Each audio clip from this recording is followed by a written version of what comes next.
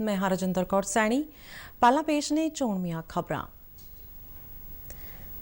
प्रधानमंत्री Narendra Modi भलके video conference राही प्रधानमंत्री किसान सम्मान निधि योजना की अगली किश्त जारी करनगे।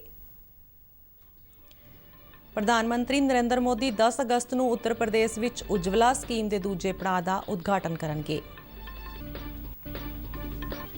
देश अज भारत छड्डो मुहिम की 79वीं वर्षगांठ मना रहा है। केंद्रीय सभ्याचार मंत्री जी किशन रेड्डी ने इस मौके एक नुमाइश का उद्घाटन किया।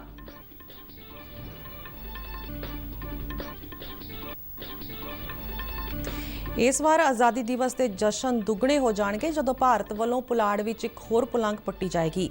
भारतीय पुलाड़ खोज संगठन इसरो वालों 12 अगस्त को धरती पर निगरानी रखने वाला उपग्रह EOS-3 छड्डिया जाएगा।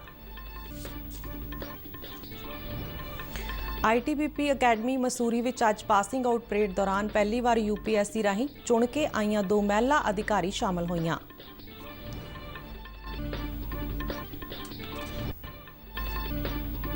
कौमी जांच एजेंसी ने अतवादियों को फंड मुहैया करवाउण दे मामले नूं लैके श्रीनगर समेत जम्मू कश्मीर के 14 जिलों में छापेमारी की।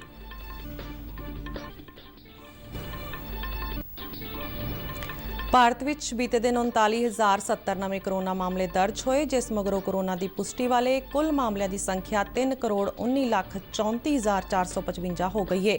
कोरोना महामारी तो देश भर में हुण तक 3,10,99,771 लोग सेहतयाब होए। ते हुण खबरां विस्तार नाल। प्रधानमंत्री नरेंद्र मोदी भलके वीडियो कानफ्रेंस राही प्रधानमंत्री किसान सम्मान निधि योजना की अगली किश्त जारी करेंगे। इस दौरान इस योजना तहत देश के 9 करोड़ 25 लाख किसान लाभपात्री परिवारों के खात्यां विच 19,500 करोड़ रुपए की रकम ट्रांसफर की जाएगी। प्रधानमंत्री किसान सम्मान निधि योजना तहत योग लाभपात्री किसान परिवारों को 6,000 रुपए सालाना दिते जाते हैं। यह रकम साल विच 3 बराबर किश्तां विच प्रदान की जाती है। इस स्कीम तहत रकम सीधी किसानों के खात्यां विच भेजी जाती है। हुण तक प्रधानमंत्री किसान सम्मान निधि योजना तहत 1,38,000 करोड़ रुपए की रकम किसानों के खात्यां विच भेजी जा चुकी है। भलके किसान निधि योजना तहत किसानों के खात्यां विच रकम ट्रांसफर करन संबंधी होने वाले समागम दौरान प्रधानमंत्री लाभपात्री किसानों नाल गलबात तो इलावा संबोधन भी करनगे। समागम दौरान केंद्रीय खेती ते किसान भलाई मंत्री नरेंद्र सिंह तोमर भी मौजूद होंगे। प्रधानमंत्री नरेंद्र मोदी आउंदे मंगलवार 10 अगस्त को उत्तर प्रदेश विच उज्जवला स्कीम के दूजे पड़ाव का उद्घाटन करेंगे। सूबे विच 2016 विच उज्जवला स्कीम की शुरुआत की गई सी। इस संबंधी समागम दौरान मुख्यमंत्री योगी आदित्यनाथ और पैट्रोलीयम मंत्री हरदीप सिंह पुरी महोवा विच मौजूद होंगे, जबकि प्रधानमंत्री वीडियो लिंक राही नवी दिल्ली तो इस समागम नाल जुड़नगे। उज्जवला स्कीम का देश भर में गरीब परिवारों को बहुत लाभ होया है। इस स्कीम तहत लाभपात्रियों को LPG कनैक्शन मुफ्त दिते जाते हैं, जिस नाल लोगों की जिंदगी बदल गई है। जिक्रयोग है कि कोरोना काल दौरान गरीबों को मुफ्त राशन देने के नाल केंद्र सरकार वालों उज्जवला लाभपात्रियों लई सिलेंडर भी मुफ्त भरवाए गए। सूत्रां अनुसार देश भर में उज्जवला 2 तहत कोई 1 करोड़ परिवारों को लाभ होएगा। देश अज भारत छड्डो मुहिम की 79वीं वर्षगांठ मना रहा है। केंद्रीय सभ्याचार मंत्री जी किशन रेड्डी ने भारत छड्डो मुहिम ते एक प्रदर्शनी का उद्घाटन किया। उद्घाटन मौके केंद्रीय सभ्याचार मंत्री मीनाक्षी लेखी भी मौजूद सन। 1942 विच अज दे ही दिन राष्ट्रपिता महात्मा गांधी ने अंग्रेज़ों को देश विचों बाहर कड्ढण लई देशवासियों को करो जां मरो दा सद्दा दिता सी। यह मुहिम मुंबई विच गवालिया टैंक तो शुरू की गई सी। इस दिन नूं हर साल अगस्त क्रांति दिवस वजों मनाया जाता है। भारत की आज़ादी की 75वीं वर्षगांठ की याद विच राष्ट्र वालों आज़ादी का अमृत महोत्सव मनाया जा रहा है। इस मौके देश भर में कई समागमों के आयोजन हो रहे हैं। ये प्रोग्राम जन भागीदारी की भावना नाल जन उत्सव वजों करवाए जा रहे हैं। इतिहासक खोज बारे भारतीय कौंसल ICHR ने आज़ादी का अमृत महोत्सव मनाउण लई कई लड़ीवार प्रोग्रामों का आयोजन करने का फैसला किया है। कौंसल के डायरैक्टर डॉक्टर ओम जी उपाध्याय ने दस्सिया कि इस मौके 75 खेती सैमीनार करवाए जाएंगे, जिन्हां दौरान आज़ादी की लड़ाई के गुमनाम नायकों ते इतिहासक थावां ते फोकस किया जाएगा। उन्होंने दस्सिया कि वख-वख गतिविधियां कोई 10-12 जिलों के 75 खेत्रों में होणगियां। इस दौरान 6 कौमी सैमीनार भी करवाए जाएंगे। इन्हां दी वंड 1498 तो लैके 2022 तक वख-वख 6 हिस्सों में की गई है। इस तो इलावा लंदन और सिंगापुर विच भी अंतरराष्ट्रीय सैमीनार करवाए जाएंगे, जिन्हां दौरान क्रांतिकार अंदोलन ते चर्चा होएगी। ਇਸ ਵਾਰ ਆਜ਼ਾਦੀ ਦਿਵਸ ਦੇ ਜਸ਼ਨ ਦੁੱਗਣੇ ਹੋ ਜਾਣਗੇ ਜਦ ਭਾਰਤ ਵੱਲੋਂ ਪੁਲਾੜ ਵਿੱਚ ਇੱਕ ਹੋਰ ਪੁਲਾਂਘ ਪੁੱਟੀ ਜਾਏਗੀ। ਆਜ਼ਾਦੀ ਦੇ ਜਸ਼ਨਾਂ ਦੀਆਂ ਤਿਆਰੀਆਂ ਦੇ ਦਰਮਿਆਨ 12 ਅਗਸਤ ਨੂੰ ਸਵੇਰੇ 5:43 ਤੇ ਭਾਰਤੀ ਪੁਲਾੜ ਖੋਜ ਸੰਗਠਨ ਇਸਰੋ ਵੱਲੋਂ ਧਰਤੀ ਤੇ ਨਿਗਰਾਨੀ ਰੱਖਣ ਵਾਲਾ ਉਪਗ੍ਰਹਿ EOS-3 ਛੱਡਿਆ ਜਾਏਗਾ, ਜਿਸ ਨਾਲ ਭਾਰਤ ਨੂੰ ਕਾਫੀ ਫਾਇਦਾ ਹੋਣ ਵਾਲਾ ਹੈ। ਇਸਰੋ ਦੇ ਸ਼੍ਰੀ ਹਰੀਕੋਟਾ ਸਥਿਤ ਸਤੀਸ਼ ਧਵਨ ਪੁਲਾੜ ਕੇਂਦਰ ਤੋਂ ਇਹ ਉਪਗ੍ਰਹਿ ਛੱਡਿਆ ਜਾਏਗਾ। ਹਾਲਾਂਕਿ ਇਹ ਮੌਸਮ ਤੇ ਹਾਲਾਤ ਤੇ ਨਿਰਭਰ ਕਰੇਗਾ। ਜ਼ਿਕਰਯੋਗ ਹੈ ਕਿ EOS-3 ਅਤ ਆਧੁਨਿਕ ਉਪਗ੍ਰਹਿ ਜਿਸ ਨੂੰ GSLV-F10 ਯਾਨ ਦੀ ਮਦਦ ਨਾਲ ਧਰਤੀ ਦੇ ਆਰਬਿਟ ਵਿੱਚ ਸਥਾਪਿਤ ਕੀਤਾ ਜਾਏਗਾ। ਜੇ ਇਹ ਪ੍ਰੀਖਣ ਸਫਲ ਹੁੰਦਾ ਹੈ ਤੇ ਭਾਰਤ ਦੀ ਤਾਕਤ ਵਿੱਚ ਹੋਰ ਇਜ਼ਾਫਾ ਹੋਏਗਾ ਅਤੇ ਮੌਸਮ ਸੰਬੰਧੀ ਗਤੀਵਿਧੀਆਂ ਨੂੰ ਸਮਝਣ ਵਿੱਚ ਆਸਾਨੀ ਹੋਏਗੀ। ਉੱਤਰਾਖੰਡ ਦੇ ਮੁੱਖ ਮੰਤਰੀ ਪੁਸ਼ਕਰ ਸਿੰਘ ਧਾਮੀ ਨੇ ਅੱਜ ITPB ਅਕੈਡਮੀ ਮਸੂਰੀ ਵਿੱਚ ਪਾਸਿੰਗ ਆਊਟ ਪਰੇਡ ਵਿੱਚ ਹਿੱਸਾ ਲਿਆ। ਇਸ ਦੇ ਨਾਲ ਹੀ ਅੱਜ ਪਹਿਲੀ ਵਾਰ UPSC ਰਾਹੀਂ ਚੁਣ ਕੇ ਆਈਆਂ 2 ਮਹਿਲਾ ਅਧਿਕਾਰੀਆਂ ਸਹਾਇਕ ਕਮਾਂਡੈਂਟ ਪ੍ਰਕਿਰਤੀ ਅਤੇ ਦੀਕਸ਼ਾ ਵੀ ਇਸ ਪਾਸਿੰਗ ਆਊਟ ਪਰੇਡ ਵਿੱਚ ਸ਼ਾਮਲ ਹੋਈਆਂ। ਅਸਲ ਵਿੱਚ ਦੇਸ਼ ਵਿੱਚ ਇਹ ਪਹਿਲੀ ਵਾਰ ਹੈ ਜਦ UPSC ਚੋਣ ਪ੍ਰਕਿਰਿਆ ਰਾਹੀਂ ITBP ਵਿੱਚ 2 ਮਹਿਲਾ ਅਧਿਕਾਰੀਆਂ ਨੇ ਸਹਾਇਕ ਕਮਾਂਡੈਂਟ ਦੇ ਤੌਰ ਤੇ ਸਹੁੰ ਚੁੱਕੀ। ਇਹਨਾਂ ਮਹਿਲਾ ਅਧਿਕਾਰੀਆਂ ਨੂੰ ਹੁਣ ITBP ਦੀਆਂ ਫੀਲਡ ਯੂਨਿਟਾਂ ਵਿੱਚ ਤੈਨਾਤ ਕੀਤਾ ਜਾਏਗਾ। ITBP ਵਿੱਚ 2016 ਤੋਂ UPSC ਰਾਹੀਂ ਮਹਿਲਾਵਾਂ ਦੀ ਕੰਬੈਟ ਅਧਿਕਾਰੀਆਂ ਦੀ ਕੰਪਨੀ ਕਮਾਂਡੈਂਟ ਦੇ ਰੂਪ ਵਿੱਚ ਨਿਯੁਕਤੀ शुरू हुई। करते करते ITBP के अंदर आई और मुझे यहाँ पे सौभाग्य मिला यहाँ की पहली महिला GD ऑफिसर बनने का। यहाँ की लाइफ बहुत टफ है पर उससे ज़्यादा चैलेंजिंग और उससे ज़्यादा एक्साइटिंग है। बाकी जितनी लड़कियाँ हैं जो मुझे इस टाइम देख रही हैं और जो लड़के देख रहे हैं जिनकी बहनें जिनको आना चाहिए फोर्स के अंदर, मैं सबसे रिक्वेस्ट करूँगी प्लीज़ यहाँ पे आइए क्योंकि आपकी बहुत ज़रूरत है देश को। देश सेवा का इससे अच्छा मौका आपको कहीं नहीं मिलेगा। तो मैं बोलना चाहूँगी कि महिलाओं के लिए भी ये बहुत अच्छी फोर्स है। जिसको एडवेंचर पसंद है, जिसे चैलेंजेस पसंद है, बिल्कुल इस फोर्स को ज्वाइन करें। तो लड़कियाँ किसी क्षेत्र में कम नहीं। ਇਹਨਾਂ ਦੋਵੇਂ ਮਹਿਲਾ ਅਧਿਕਾਰੀਆਂ ਨੇ ਕੁੜੀਆਂ ਨੂੰ ITBP ਵਿੱਚ ਭਰਤੀ ਹੋ ਕੇ ਦੇਸ਼ ਦੀ ਸੇਵਾ ਕਰਨ ਦੀ ਅਪੀਲ ਕੀਤੀ। ਕੇਂਦਰੀ ਸਮਾਜਿਕ ਨਿਆਂ ਤੇ ਸ਼ਕਤੀਕਰਨ ਮੰਤਰੀ ਡਾਕਟਰ ਵਰਿੰਦਰ ਕੁਮਾਰ ਨੇ ਨੈਸ਼ਨਲ ਗਵਰਨੈਂਸ ਡਿਵੀਜ਼ਨ ਦੇ ਸਹਿਯੋਗ ਨਾਲ ਆਪਣੇ ਮੰਤਰਾਲਾ ਵੱਲੋਂ ਵਿਕਸਿਤ ਕੀਤਾ ਗਿਆ PM ਦਕਸ਼ ਪੋਰਟਲ ਅਤੇ PM Daksh mobile app launch ਕੀਤਾ। ਇਸ ਮੌਕੇ ਡਾਕਟਰ ਵਰਿੰਦਰ ਕੁਮਾਰ ਨੇ ਕਿਹਾ ਕਿ ਇਸ ਪੋਰਟਲ ਅਤੇ ਐਪ ਰਾਹੀਂ ਲੋਕਾਂ ਦੀ ਹੁਨਰ ਵਿਕਾਸ ਯੋਜਨਾਵਾਂ ਤੱਕ ਪਹੁੰਚ ਹੋ ਸਕੇਗੀ ਅਤੇ ਦੇਸ਼ ਦੇ ਨੌਜਵਾਨ ਹੁਨਰ ਵਿਕਾਸ ਸਿਖਲਾਈ ਪ੍ਰੋਗਰਾਮ ਦਾ ਨਾ ਸਿਰਫ ਲਾਭ ਪ੍ਰਾਪਤ ਕਰਨ ਦੇ ਯੋਗ ਹੋਣਗੇ ਬਲਕਿ ਹੁਨਰ ਵਿਕਾਸ ਸਿਖਲਾਈ ਪ੍ਰੋਗਰਾਮਾਂ ਬਾਰੇ ਨੇੜਲੇ ਕੇਂਦਰ ਦੀ ਜਾਣਕਾਰੀ ਵੀ ਹਾਸਲ ਕਰ ਸਕਣਗੇ। ਉਹਨਾਂ ਕਿਹਾ ਕਿ ਇਹ ਪੋਰਟਲ ਅਤੇ ਐਪ ਗੂਗਲ ਪਲੇ ਸਟੋਰ ਤੇ ਵੀ ਉਪਲਬਧ ਹੋਏਗਾ। ਨੈਸ਼ਨਲ ਇਨਵੈਸਟੀਗੇਸ਼ਨ ਏਜੰਸੀ NIA ਨੇ ਅੱਤਵਾਦੀਆਂ ਨੂੰ ਫੰਡ ਮੁਹੱਈਆ ਕਰਵਾਉਣ ਦੇ ਮਾਮਲੇ ਨੂੰ ਲੈ ਕੇ ਅੱਜ ਕਸ਼ਮੀਰ ਘਾਟੀ ਦੇ ਸਾਰੇ ਹੀ 10 ਜ਼ਿਲ੍ਹਿਆਂ ਸਮੇਤ ਜੰਮੂ ਕਸ਼ਮੀਰ ਦੇ 14 ਜ਼ਿਲ੍ਹਿਆਂ ਵਿੱਚ 14 ਟਿਕਾਣਿਆਂ ਤੇ ਛਾਪੇਮਾਰੀ ਕੀਤੀ। ਸਰਕਾਰੀ ਸੂਤਰਾਂ ਅਨੁਸਾਰ ਇਹ ਛਾਪੇਮਾਰੀ ਅੱਜ ਤੜਕੇ 5 ਵਜੇ ਸ਼ੁਰੂ ਹੋਈ। NIA ਦੇ ਅਧਿਕਾਰੀਆਂ ਦੀ ਸਹਾਇਤਾ ਲਈ ਜੰਮੂ ਕਸ਼ਮੀਰ ਪੁਲਿਸ ਅਤੇ CRPF ਦੇ ਜਵਾਨ ਵੀ ਉਹਨਾਂ ਦੇ ਨਾਲ ਸਨ। ਏਜੰਸੀ ਦੇ ਅਧਿਕਾਰੀਆਂ ਨੇ ਕਸ਼ਮੀਰ ਘਾਟੀ ਵਿੱਚ ਪਾਬੰਦੀਸ਼ੁਦਾ ਸੰਗਠਨ ਜਮਾਤੇ ਇਸਲਾਮੀ ਦੇ ਮੈਂਬਰਾਂ ਦੇ ਘਰਾਂ ਤੇ ਕੁਝ ਚੈਰੀਟੇਬਲ ਟਰਸਟ ਦੇ ਦਫ਼ਤਰਾਂ ਤੇ ਛਾਪੇਮਾਰੀ ਕੀਤੀ ਅਤੇ ਉੱਥੋਂ ਕੁਝ ਰਿਕਾਰਡ ਵੀ ਕਬਜ਼ੇ ਵਿੱਚ ਲਏ ਜਾਣ ਦੀ ਸੂਚਨਾ ਹੈ। ਸੂਤਰਾਂ ਅਨੁਸਾਰ ਇਹ ਛਾਪੇਮਾਰੀ ਸ਼੍ਰੀਨਗਰ, ਵਡਗਾਮ, ਗੰਦਰਬਲ, ਬਾਰਾਮੂਲਾ, ਕੁਪਵਾੜਾ, ਬਾਂਦੀਪੋਰਾ, ਅਨੰਤਨਾਗ, ਸ਼ੋਪੀਆ, ਪੁਲਵਾਮਾ, ਕੁਲਗਾਮ, ਰਾਮਬਨ, ਡੋਡਾ, ਕਿਸ਼ਤਵਾੜ ਅਤੇ ਰਾਜੌਰੀ ਜ਼ਿਲ੍ਹਿਆਂ ਵਿੱਚ ਕੀਤੀ ਗਈ ਹੈ। ਜੰਮੂ ਕਸ਼ਮੀਰ ਦੇ ਕੁਲਗਾਮ ਵਿੱਚ ਬੀਤੀ ਸ਼ਾਮ ਅੱਤਵਾਦੀਆਂ ਵੱਲੋਂ ਕੀਤੇ ਗਏ ਇੱਕ ਪੁਲਿਸ ਪਾਰਟੀ ਤੇ ਹਮਲੇ ਦੌਰਾਨ ਇੱਕ ਜਵਾਨ ਸ਼ਹੀਦ ਹੋ ਗਿਆ ਜਦਕਿ 2 ਹੋਰ ਜਵਾਨ ਜ਼ਖਮੀ ਹੋ ਗਏ। ਘਟਨਾ ਦੀ ਜਾਣਕਾਰੀ ਮਿਲਣ ਤੋਂ ਬਾਅਦ ਸੁਰੱਖਿਆ ਬਲਾਂ ਨੇ ਪੂਰੇ ਇਲਾਕੇ ਦੀ ਘੇਰਾਬੰਦੀ ਕਰਕੇ ਤਲਾਸ਼ੀ ਮੁਹਿੰਮ ਸ਼ੁਰੂ ਕਰ ਦਿੱਤੀ ਹੈ।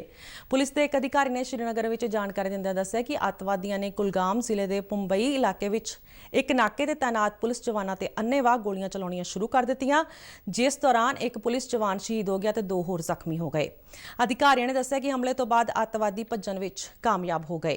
ਇਸ ਤੋਂ ਪਹਿਲਾਂ ਕੱਲ ਸਵੇਰੇ ਹੀ ਸੁਰੱਖਿਆ ਬਲਾਂ ਤੇ ਅੱਤਵਾਦੀਆਂ ਵਿਚਾਲੇ ਹੋਏ ਇੱਕ ਮੁਕਾਬਲੇ ਵਿੱਚ ਇੱਕ ਅੱਤਵਾਦੀ ਨੂੰ ਢੇਰ ਕਰ ਦਿੱਤਾ ਗਿਆ ਸੀ ਅਤੇ ਇੱਕ ਹੋਰ ਨੂੰ ਜ਼ਿੰਦਾ ਫੜ ਲਿਆ ਗਿਆ ਸੀ। ਭਾਰਤ ਦੇ ਵਿਦੇਸ਼ ਮੰਤਰੀ S ਜੈਸ਼ੰਕਰ ਨੇ ਨਵੀਂ ਦਿੱਲੀ ਵਿੱਚ ਕਤਰ ਦੇ ਵਿਦੇਸ਼ ਰਾਜਦੂਤ ਮੁਤਲਾਕ ਬਿਨ ਮਾਜਿਦ ਅਲ ਕਹਿਤਾਨੀ ਨਾਲ ਮੁਲਾਕਾਤ ਦੌਰਾਨ ਅਫਗਾਨਿਸਤਾਨ ਦੀ ਸੁਰੱਖਿਆ ਸਥਿਤੀ ਤੇ ਚਿੰਤਾ ਪ੍ਰਗਟ ਕੀਤੀ। ਇਸ ਗੱਲਬਾਤ ਵਿੱਚ S ਜੈਸ਼ੰਕਰ ਨੇ ਯੁੱਧ ਨਾਲ ਪ੍ਰਭਾਵਿਤ ਅਫਗਾਨਿਸਤਾਨ ਦੇ ਤਾਜ਼ਾ ਹਾਲਾਤ ਤੇ ਭਾਰਤ ਦਾ ਦ੍ਰਿਸ਼ਟੀਕੋਣ ਸਪਸ਼ਟ ਕੀਤਾ। ਕਤਰ ਦੇ ਰਾਜਦੂਤ ਕਹਿਤਾਨੀ ਅਫਗਾਨਿਸਤਾਨ ਵਿੱਚ ਸ਼ਾਂਤੀ ਪ੍ਰਕਿਰਿਆ ਤੇ ਚਰਚਾ ਲਈ 2 ਦਿਨ ਦੇ ਭਾਰਤ ਦੌਰੇ ਤੇ ਨੇ। ਉਹਨਾਂ ਵਿਦੇਸ਼ ਮੰਤਰਾਲਾ ਦੇ ਕਈ ਸੀਨੀਅਰ ਅਧਿਕਾਰੀਆਂ ਨਾਲ ਵੀ ਮੁਲਾਕਾਤ ਕੀਤੀ। ਇੱਕ ਟਵੀਟ ਵਿੱਚ ਐਸ ਜੈਸ਼ੰਕਰ ਨੇ ਕਿਹਾ ਕਿ ਅਫਗਾਨਿਸਤਾਨ ਵਿੱਚ ਸੁਰੱਖਿਆ ਸਥਿਤੀ ਦਾ ਤੇਜ਼ੀ ਨਾਲ ਵਿਗੜਨਾ ਗੰਭੀਰ ਚਿੰਤਾ ਦਾ ਵਿਸ਼ਾ ਹੈ। ਉਹਨਾਂ ਕਿਹਾ ਕਿ ਸ਼ਾਂਤੀਪੂਰਨ ਅਤੇ ਸਥਿਰ ਅਫਗਾਨਿਸਤਾਨ ਲਈ ਸਮਾਜ ਦੇ ਸਾਰੇ ਵਰਗਾਂ ਦੇ ਅਧਿਕਾਰਾਂ ਤੇ ਹਿੱਤਾਂ ਦੀ ਰੱਖਿਆ ਕੀਤੀ ਜਾਵੇ। ਹਾਲ ਹੀ ਵਿੱਚ ਅਫਗਾਨਿਸਤਾਨ ਦੇ ਵਿਗੜੇ ਹਾਲਾਤ ਤੇ ਸੰਯੁਕਤ ਰਾਸ਼ਟਰ ਸੁਰੱਖਿਆ ਕੌਂਸਲ ਦੀ ਮੀਟਿੰਗ ਦੌਰਾਨ ਸੰਯੁਕਤ ਰਾਸ਼ਟਰ ਵਿੱਚ ਭਾਰਤ ਦੇ ਸਥਾਈ ਪ੍ਰਤੀਨਿਧੀ CS ਤ੍ਰਿਮੂਰਤੀ ਨੇ ਕਿਹਾ ਕਿ ਅੱਤਵਾਦ ਨੂੰ ਕਿਸੇ ਵੀ ਸੂਰਤ ਵਿੱਚ ਬਰਦਾਸ਼ਤ ਨਹੀਂ ਕੀਤਾ ਜਾਣਾ ਚਾਹੀਦਾ। ਪਿਛਲੇ ਕੁਝ ਹਫ਼ਤਿਆਂ ਦੌਰਾਨ ਤਾਲਿਬਾਨ ਨੇ ਪੂਰਬ ਉੱਤਰ ਪ੍ਰਾਂਤ ਤੱਖਰ ਸਮੇਤ ਅਫਗਾਨਿਸਤਾਨ ਦੇ ਅਨੇਕ ਪ੍ਰਮੁੱਖ ਜ਼ਿਲ੍ਹਿਆਂ ਤੇ ਕਬਜ਼ਾ ਕਰ ਲਿਆ ਹੈ। ਭਾਰਤ ਵਿੱਚ ਬੀਤੇ ਦਿਨ 39,070 ਨਵੇਂ ਕਰੋਨਾ ਮਾਮਲੇ ਦਰਜ ਹੋਏ, ਜਿਸ ਮਗਰੋਂ ਕਰੋਨਾ ਦੀ ਪੁਸ਼ਟੀ ਵਾਲੇ ਕੁੱਲ ਮਾਮਲਿਆਂ ਦੀ ਸੰਖਿਆ 3,19,34,455 ਹੋ ਗਈ ਹੈ। ਬੀਤੇ 24 ਘੰਟਿਆਂ ਦੌਰਾਨ ਦੇਸ਼ ਵਿੱਚ 491 ਕਰੋਨਾ ਮਰੀਜ਼ਾਂ ਦੀ ਮੌਤ ਹੋਈ। ਹੁਣ ਤੱਕ ਇਸ ਮਹਾਮਾਰੀ ਕਾਰਨ 4,27,862 ਜਾਨਾਂ ਜਾ ਚੁੱਕੀਆਂ ਨੇ। ਕਰੋਨਾ ਮਹਾਮਾਰੀ ਤੋਂ ਦੇਸ਼ ਭਰ ਵਿੱਚ ਹੁਣ ਤੱਕ 3,10,99,771 ਲੋਕ ਸਿਹਤਯਾਬ ਹੋਏ। ਕਰੋਨਾ ਤੋਂ ਠੀਕ ਹੋਣ ਦੀ ਦਰ ਇਸ ਸਮੇਂ 97.39% ਤੇ ਪਹੁੰਚ ਗਈ। ਇਸੇ ਦੌਰਾਨ ਦੇਸ਼ ਵਿਆਪੀ ਟੀਕਾਕਰਨ ਮੁਹਿੰਮ ਤਹਿਤ ਭਾਰਤ ਨੇ 50,68,10,492 ਟੀਕੇ ਲਗਾ ਕੇ ਇੱਕ ਨਵਾਂ ਮੀਲ ਪੱਥਰ ਸਥਾਪਿਤ ਕੀਤਾ। ਬੀਤੇ ਦਿਨ 55,91,657 ਕਰੋਨਾ ਟੀਕੇ ਲਗਾਏ ਗਏ। ਦਿੱਲੀ ਦੇ ਮੁੱਖ ਮੰਤਰੀ ਅਰਵਿੰਦ ਕੇਜਰੀਵਾਲ ਨੇ ਕੌਮੀ ਰਾਜਧਾਨੀ 'ਚ ਸਾਰੇ ਹਫ਼ਤਾਵਾਰ ਬਾਜ਼ਾਰ ਕੱਲ੍ਹ ਤੋਂ ਫਿਰ ਖੋਲ੍ਹਣ ਦਾ ਐਲਾਨ ਕੀਤਾ ਹੈ। ਇਸ ਦੌਰਾਨ ਕੋਵਿਡ ਦਿਸ਼ਾ ਨਿਰਦੇਸ਼ਾਂ ਦਾ ਸਖਤੀ ਨਾਲ ਪਾਲਣ ਕੀਤਾ ਜਾਏਗਾ। ਅਰਵਿੰਦ ਕੇਜਰੀਵਾਲ ਨੇ ਕਿਹਾ ਕਿ ਉਹਨਾਂ ਦੀ ਸਰਕਾਰ ਇਹਨਾਂ ਬਾਜ਼ਾਰਾਂ ਨਾਲ ਜੁੜੇ ਲੋਕਾਂ ਦੀ ਰੋਜ਼ੀ ਰੋਟੀ ਨੂੰ ਲੈ ਕੇ ਫਿਕਰਮੰਦ ਹੈ। ਹਾਲਾਂਕਿ ਲੋਕਾਂ ਦਾ ਜੀਵਨ ਅਤੇ ਸਿਹਤ ਬੇਹੱਦ ਮਹੱਤਵਪੂਰਨ ਹੈ। ਇਸ ਨੂੰ ਦੇਖਦਿਆਂ ਬਾਜ਼ਾਰਾਂ ਦੇ ਖੁੱਲ੍ਹਣ ਤੇ ਕੋਵਿਡ ਰੋਕਥਾਮ ਦੇ ਸਾਰੇ ਇਹਤਿਆਤੀ ਉਪਾਵਾਂ ਦੀ ਸਖਤੀ ਨਾਲ ਪਾਲਣਾ ਕੀਤੀ ਜਾਣੀ ਚਾਹੀਦੀ ਹੈ। ਕੋਵਿਡ ਦੀ ਦੂਜੀ ਲਹਿਰ ਕਾਰਨ ਅਪ੍ਰੈਲ ਮਹੀਨੇ ਦਿੱਲੀ ਵਿੱਚ ਲਾਕਡਾਊਨ ਲਾਗੂ ਕੀਤੇ ਜਾਣ ਮਗਰੋਂ ਹਫ਼ਤਾਵਾਰੀ ਬਾਜ਼ਾਰ ਬੰਦ ਕਰ ਦਿੱਤੇ ਗਏ ਸਨ। ਬਰਤਾਨੀਆ ਨੇ ਭਾਰਤੀ ਯਾਤਰੀਆਂ ਲਈ ਕੋਵਿਡ ਨਿਯਮਾਂ ਵਿੱਚ ਰਾਹਤ ਦਿੰਦਿਆਂ ਭਾਰਤ ਨੂੰ ਕੋਵਿਡ ਦੀ ਰੈੱਡ ਸੂਚੀ ਵਿੱਚੋਂ ਬਾਹਰ ਕੱਢ ਦਿੱਤਾ ਹੈ। ਇਸ ਤਰ੍ਹਾਂ ਜਿਨ੍ਹਾਂ ਭਾਰਤੀ ਨਾਗਰਿਕਾਂ ਨੇ ਆਪਣੇ ਦੇਸ਼ ਵਿੱਚ ਕੋਵਿਡ ਟੀਕਾਕਰਨ ਕਰਵਾਇਆ ਹੋਇਆ ਹੈ, ਉਹ ਬ੍ਰਿਟੇਨ ਜਾ ਸਕਣਗੇ ਅਤੇ ਉਹਨਾਂ ਨੂੰ ਸਰਕਾਰੀ ਹਦਾਇਤਾਂ ਅਨੁਸਾਰ 10 ਦਿਨਾਂ ਵਾਸਤੇ ਹੋਟਲ ਵਿੱਚ ਕੁਆਰੰਟਾਈਨ ਨਹੀਂ ਹੋਣਾ ਪਏਗਾ। ਬਰਤਾਨੀਆ ਦੇ ਸਿਹਤ ਤੇ ਸੋਸ਼ਲ ਕੇਅਰ ਵਿਭਾਗ ਨੇ ਪੁਸ਼ਟੀ ਕੀਤੀ ਹੈ ਕਿ ਭਾਰਤ ਤੋਂ ਕੋਵਿਡ ਰੋਕੂ ਟੀਕਾ ਲਗਵਾ ਕੇ ਬ੍ਰਿਟੇਨ ਆਏ ਯਾਤਰੀਆਂ ਨੂੰ ਹੋਟਲਾਂ ਦੀ ਥਾਂ ਆਪਣੇ ਘਰਾਂ 'ਚ ਜਾਂ ਟਰੈਵਲ ਫਾਰਮ ਵਿੱਚ ਦਿੱਤੀ ਗਈ ਨਿਰਧਾਰਤ ਥਾਂ ਤੇ ਹੀ 10 ਦਿਨਾਂ ਲਈ ਇਕਾਂਤਵਾਸ ਵਿੱਚ ਰਹਿਣਾ ਪਵੇਗਾ। ਇਸ ਦੌਰਾਨ ਹਦਾਇਤਾਂ ਵਿੱਚ ਕਿਹਾ ਗਿਆ ਹੈ ਕਿ ਯਾਤਰੀਆਂ ਨੇ ਭਾਰਤ ਤੋਂ ਜਹਾਜ਼ ਵਿੱਚ ਚੜ੍ਹਨ ਤੋਂ 3 ਦਿਨ ਪਹਿਲਾਂ ਕੋਵਿਡ ਟੈਸਟ ਜ਼ਰੂਰ ਕਰਾਇਆ ਹੋਵੇ ਤੇ ਰਿਪੋਰਟ ਨੈਗੇਟਿਵ ਹੋਵੇ ਅਤੇ ਇੰਗਲੈਂਡ ਪਹੁੰਚਣ ਤੇ 2 ਕੋਵਿਡ ਟੈਸਟਾਂ ਦੀ ਪਹਿਲਾਂ ਤੋਂ ਬੁਕਿੰਗ ਕਰਵਾਈ ਗਈ ਹੋਵੇ। ਭਾਰਤੀ ਮੌਸਮ ਵਿਭਾਗ ਦੇ ਚੰਡੀਗੜ੍ਹ ਸਥਿਤ ਦਫ਼ਤਰ ਵੱਲੋਂ ਪੰਜਾਬ ਵਿੱਚ ਅਗਲੇ 4 ਦਿਨਾਂ ਦੌਰਾਨ ਵੱਖ-ਵੱਖ ਥਾਵਾਂ ਤੇ ਹਲਕੀ ਤੋਂ ਦਰਮਿਆਨੀ ਬਾਰਿਸ਼ ਹੋਣ ਅਤੇ ਗਰਜ ਚਮਕ ਨਾਲ ਛਿੱਟੇ ਪੈਣ ਦੀ ਭਵਿੱਖਬਾਣੀ ਕੀਤੀ ਗਈ ਹੈ। ਦਫ਼ਤਰ ਵੱਲੋਂ ਕੁਝ ਥਾਵਾਂ ਤੇ ਅਸਮਾਨੀ ਬਿਜਲੀ ਡਿੱਗਣ ਦੀ ਸੰਭਾਵਨਾ ਵੀ ਜਤਾਈ ਗਈ ਹੈ। ਵਿਭਾਗ ਵੱਲੋਂ ਹਰਿਆਣਾ ਵਿੱਚ ਅਗਲੇ 24 ਘੰਟਿਆਂ ਦੌਰਾਨ ਕੁਝ ਥਾਵਾਂ ਤੇ ਗਰਜ ਚਮਕ ਨਾਲ ਛਿੱਟੇ ਪੈਣ ਅਤੇ ਹਲਕੀ ਤੋਂ ਦਰਮਿਆਨੀ ਬਾਰਿਸ਼ ਹੋਣ ਦੀ ਸੰਭਾਵਨਾ ਜਤਾਈ ਗਈ ਹੈ। ਖਬਰਾਂ ਦੇ ਬੁਲੇਟਿਨ ਸਾਡੇ ਦਰਸ਼ਕ RNU DDK ਜਲੰਧਰ ਦੇ YouTube ਚੈਨਲ, Facebook ਅਤੇ Twitter ਹੈਂਡਲ ਪੇਜ ਤੇ ਵੀ ਦੇਖ ਸਕਦੇ ਨੇ। ਤੇ ਬੁਲੇਟਿਨ ਦੇ ਅੰਤ ਵਿੱਚ ਚੋਣਵੀਆਂ ਖਬਰਾਂ ਇੱਕ ਵਾਰ ਫਿਰ ਤੋਂ। ਪ੍ਰਧਾਨ ਮੰਤਰੀ ਨਰਿੰਦਰ ਮੋਦੀ ਭਲਕੇ ਵੀਡੀਓ ਕਾਨਫਰੰਸ ਰਾਹੀਂ ਪ੍ਰਧਾਨ ਮੰਤਰੀ ਕਿਸਾਨ ਸਨਮਾਨ ਨਿਧੀ ਯੋਜਨਾ ਦੀ ਅਗਲੀ ਕਿਸ਼ਤ ਜਾਰੀ ਕਰਨਗੇ। ਪ੍ਰਧਾਨ ਮੰਤਰੀ ਨਰਿੰਦਰ ਮੋਦੀ 10 ਅਗਸਤ ਨੂੰ ਉੱਤਰ ਪ੍ਰਦੇਸ਼ ਵਿੱਚ ਉਜਵਲਾ ਸਕੀਮ ਦੇ ਦੂਜੇ ਪੜਾਅ ਦਾ ਉਦਘਾਟਨ ਕਰਨਗੇ। ਦੇਸ਼ ਅੱਜ ਭਾਰਤ ਛੱਡੋ ਮੁਹਿੰਮ ਦੀ 79ਵੀਂ ਵਰ੍ਹੇਗੰਢ ਮਨਾ ਰਿਹਾ ਹੈ। ਕੇਂਦਰੀ ਸੱਭਿਆਚਾਰ ਮੰਤਰੀ ਜੀ ਕਿਸ਼ਨ ਰੈੱਡੀ ਨੇ ਇਸ ਮੌਕੇ ਇੱਕ ਨੁਮਾਇਸ਼ ਦਾ ਉਦਘਾਟਨ ਕੀਤਾ।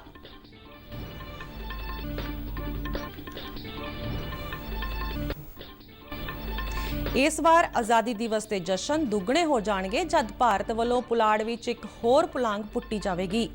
ਭਾਰਤੀ ਪੁਲਾੜ ਖੋਜ ਸੰਗਠਨ ਇਸਰੋ ਵੱਲੋਂ 12 ਅਗਸਤ ਨੂੰ ਧਰਤੀ ਤੇ ਨਿਗਰਾਨੀ ਰੱਖਣ ਵਾਲਾ ਉਪਗ੍ਰਹਿ EOS-3 ਛੱਡਿਆ ਜਾਵੇਗਾ।